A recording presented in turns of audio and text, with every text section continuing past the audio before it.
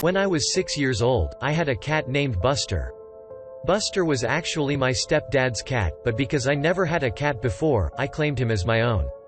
Suffice it to say, Buster didn't like being hugged and coddled all the time by a little child, so he hated me. He avoided me at all costs. He was also an outdoor cat, so he would often spend most days outside and then come in for the night. One night, Buster didn't come back in the house. We usually fed him at night, so I was worried. Our area was also well known for an abundance of coyotes. My parents were being a bit hush-hush about Buster's disappearance, but I didn't get the hint. That night, when I was drifting off to sleep, Buster jumped onto my bed. He lay down by my head and let me pet him until I fell asleep. Honestly, I was shocked because he had never done this before. The next morning, I triumphantly walked downstairs and related to my parents that Buster now loved me because he slept in my bed during the night. My parents looked at me inquisitively and sat me down at the breakfast table to let me know that while they were outside the night before, they had found Buster's body in the alley behind our house. They thought he had been harassed by a coyote. But he was dead, so he couldn't have slept in my bed that night. To this day, I like to think that Buster just wanted to say goodbye and thank me for trying to love him in the only way a child knew how. It was a warm summer morning back when I was a kid. I was standing in our hallway, putting on my shoes when I randomly peeked into our living room and saw a see-through male figure surrounded by rainbow-colored lights standing right in the middle of the living room. He was reading a book and didn't seem to notice me. I thought it was weird, but I didn't feel scared or anything. It felt like the room was filled with a warm, loving energy, if that makes sense. I kinda just shrugged it off and went about my day, probably because I was too young to really understand what I'd seen.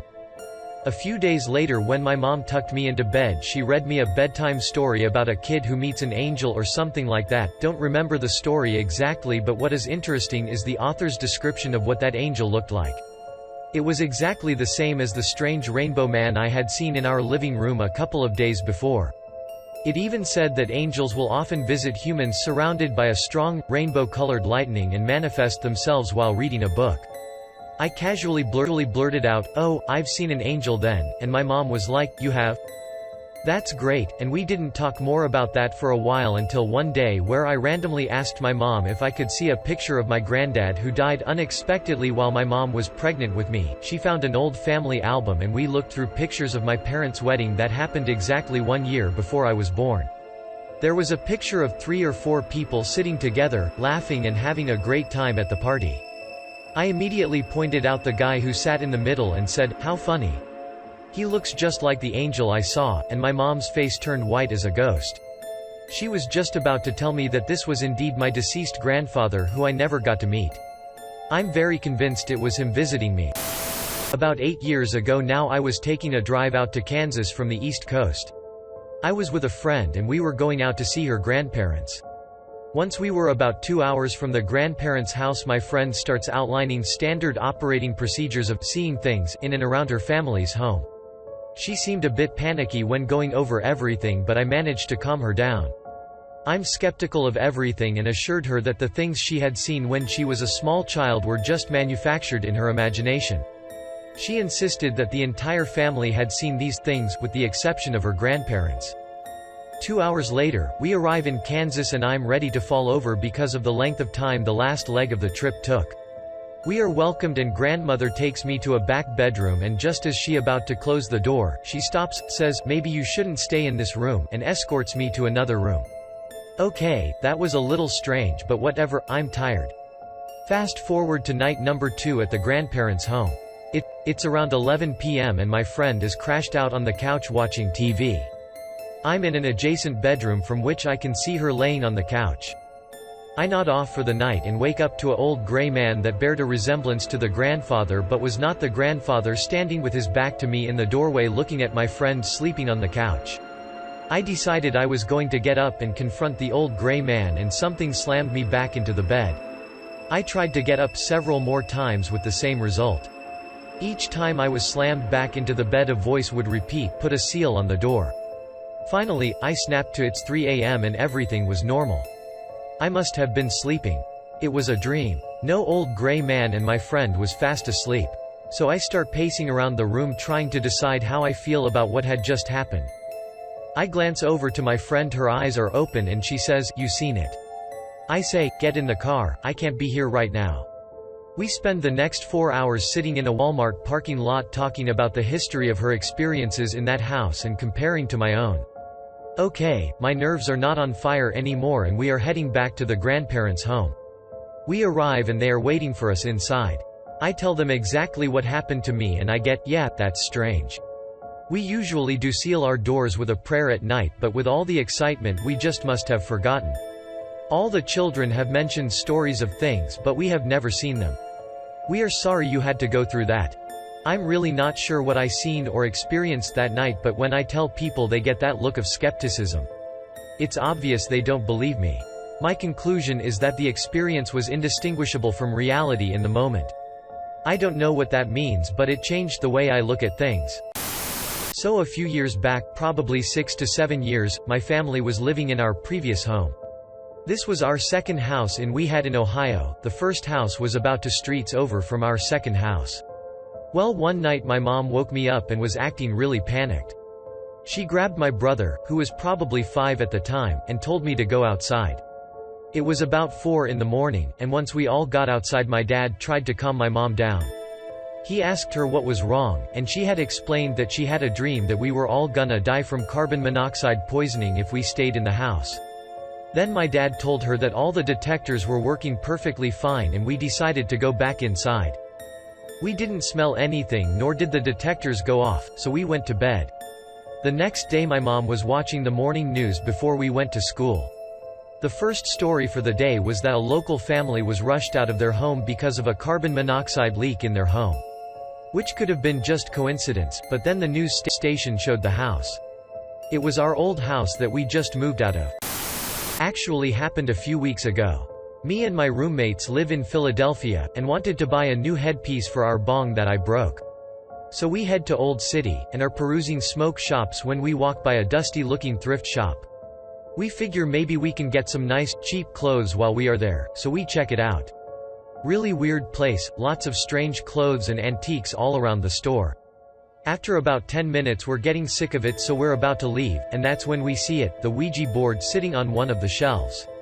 I was not a fan from the start, but my roommate insists he buy it and we use it right away. So we get it back to the apartment and open it up. First thing I notice immediately is that for how beat up the box was, the board itself is in almost pristine condition. My 2 roommates turn off all the lights, light some candles, and start using it. I refuse to touch it. Fast forward to later that night, we had a huge party, and all through the night people were using it and thought it was hilarious. The next day is when things start getting strange. Everything is fine during the day, but that night my roommate complained of hearing weird music from the living room, but everyone had already went to sleep. The next morning my other roommate asks if I had knocked on his door late last night. I had not, and he said when he heard the knock he got the strange feeling that he shouldn't answer the door. Fast forward again to the last night we had this Ouija board in my house. Roommates, a friend of ours, and I were sitting in the living room, had been for the past hour or so, everyone together. Just before that, we were in my roommate's room and saw the board hanging on his wall, where we kept it. So our friend gets up to grab a beer from the fridge, and when he opens the fridge says, "Why is the Ouija board in the fridge?" We laugh, he's obviously joking, right? Nope, he pulls the board out of the fridge. Now I'm losing my mind, saying how we need to get rid of it, but my roommate insists we keep it. I'm terrified and we all go to bed about an hour later. 5 minutes after we go to bed, both my roommates come to my room and say they were gonna use the board but that something feels very wrong whenever they're around it, and that we need to get rid of it right now. We walked about 5 blocks away and threw it into a dumpster, and even then I half expected it to be right back hanging on the wall when we got home. By far the scariest experience of my life, and I can't even tell anyone because I sound crazy, wouldn't even believe it myself if it didn't happen to me. I used to work doing maintenance at historic properties. There was a historic house museum I worked at when it wasn't open to the public. It was part of a whole landmark site. There was a visitors center with offices, and then the house was about half a mile up a dirt road in a wooded area. Sometimes I worked with a crew, but there were a lot of times I was there alone. One winter day, when it was really cloudy and dark, I was working alone to get ready to replace some electric work on the exterior of the house. I went inside and turned off the circuit to the whole property, and I tested it. It was off. I locked the doors and went outside to work. After about an hour, I got down from my ladder and started walking around the house, and then one of the lights inside the house turned on. I started to freak out, but thought that maybe someone was playing a joke on me. I called the visitors center on my walkie-talkie, and confirmed that the only other person who was working that day was still there and hadn't left, and that all the keys to the house were present and accounted for. That's when I freaked out and ran the half-mile up to the office. I made my coworker come back with me to check out what was going on, but when we got to the house, the light was off again but the bulb was still warm. All the doors were still locked and the circuit was still off. Still gives me shivers to this day. Light turns on by itself in old house when the electricity is off, which is literally impossible and super spooky. A week ago, I came home from class at around 11:30 and no one else was home.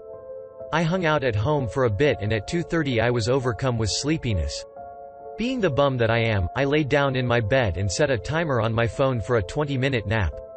I fell asleep quickly and after around 5 minutes I was woken up by my bedroom door opening and had a split second of panic before my dog jumping up onto my bed and laying down next to me.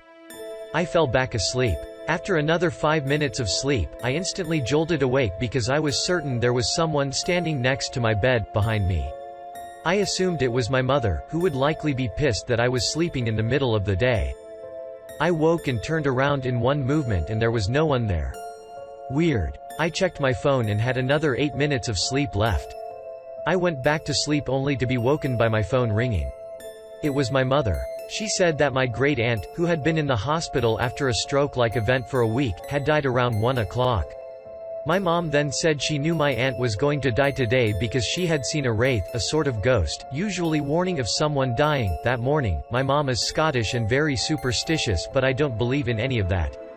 She said that when she woke up that morning to take my brother to school, she went in my room to see if I was still asleep. She saw a wraith standing next to my bed. My brain shit itself.